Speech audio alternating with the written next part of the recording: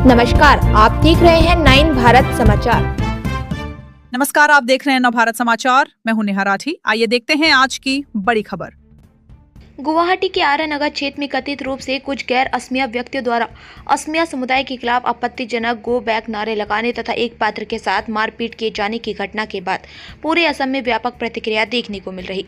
इसी संदर्भ में बुधवार को वीर लचित सेना की जोरहाट जिला समिति ने घटना की निष्पक्ष एवं गहन जांच की मांग को लेकर जोरहाट सदर पुलिस थाने में एक लिखित शिकायत FIR ज्ञापन दर्ज कराई। संगठन की जिला समिति के पदाधिकारियों ने कहा कि आर्य नगर में हुई घटना न केवल असमिया समाज की भावनाओं को आहत करने वाली है, बल्कि लोकतंत्र के चौथे स्तंभ माने जाने वाले पत्रकारों की सुरक्षा पर भी गंभीर प्रश्न खड़े करती है। उन्होंने मांग की है कि मामले की निष्पक्ष जांच कर दोषियों की जल्द से जल्द पहचान की जाए तथा उनके विरुद्ध कड़ी कानूनी कार्रवाई की जाए। वीर लाचित सेना ने राज्य सरकार और पुलिस प्रशासन से आग्रह किया है कि ऐसी घटनाओं की पुनरावृत्ति रोकने के लिए प्रभावी कदम उठाए जाएं तथा असमिया समाज और पत्रकारों की सुरक्षा सुनिश्चित की जाए। ইতিমধ্যে আপোনালোকে গম পাইছে যে যোৱা 7 তাৰিখে গুৱাহাটীৰ মাজমজিয়াত যিটো দুৰ্ভাগ্যজনক ঘটনা সংঘটিত হ'ল, আপোনাৰ অনা অসমীয়াৰ হাতত খিলঞ্জীয়া ব্যক্তি পহিত হ'বলগীয়া হ'ল। আৰু আটাইতকৈ দুখৰ বিষয়টো হৈছে কি আমি ইতিমধ্যে সামাজিক মাধ্যমৰ যোগেদি আমি জানিব পাৰিছোঁ যে গুৱাহাটীৰ সেই DCP মহোদয়ে সেই বিষয়টো মানে কোনো অনা অসমীয়া আৰু খিলঞ্জীয়া সংঘাত নহয় বুলি কৈছে, এটা ধন দাবী ঘটনা বুলি কৈছে। গতিকে আমি সামাজিক মাধ্যমত যিখিনি ভিডিঅ' দেখা পাইছোঁ, সেই ভিডিঅ'খিনিত স্পষ্ট হৈ আছে যে এছাম মানুহে কেইজনমান ব্যক্তিক মানে মাৰধৰ কৰিছে, মানে আপোনাৰ বেট লৈ পিনি প্ৰহাৰ কৰিছে, গাড়ী ভাঙিছে।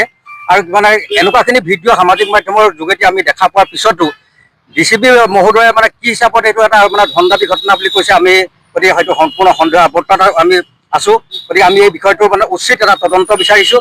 লগতে আপোনালোকে চাওক, এজন সাংবাদিকো পঢ়িত হৈছে, মূৰ ফাটি গৈছে। আৰু DCP মহোদয়ে কৈছে কি সাংবাদিকজনে তাত শ্লোগান দিবলৈ কৈছে। ইতিমধ্যে আমি যোৱাকালি আপোনাৰ সামাজিক মাধ্যমত এই সাংবাদিক দুগৰাকীয়ে মানে স্পষ্টীকৰণ দিছে, তেখেতৰ কণ্ঠস্বৰ পৰীক্ষা কৰিবলৈ কৈছে, যদি তেখেতে সেই মানে আপোনাৰ উচতনি দিবলৈ কৈছিল বা তেনেকুৱা ধৰণৰ মন্তব্য কৰিছিল। গতিকে আৰু লগতে চাব, যিজন হালৈ নামৰ যিজন ব্যক্তি, সেই ব্যক্তিজনক মানে DCP মহোদয়ে কৈছে কি যে তেখেতে ধন দাবীৰ গোচৰত পূৰ্বেও জেললৈ গৈছিল, কিন্তু হালৈ কৈছে যে আজিলৈকে মই জেললৈ যোৱাটো বাদেই থানাৰ লকপত থাকি পোৱা নাই।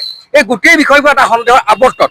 গতিকে আমি আজি কি কয় অসমৰ প্ৰত্যেকখন জিলা সমিতিৰ লগতে আমি বীৰ লাচিত সেনা অসম যোৰহাট জিলা সমিতিও আজি আমি যোৰহাট সদৰ আৰক্ষী থানাত এখন আমি এজাহাৰ দাখিল কৰিছোঁ।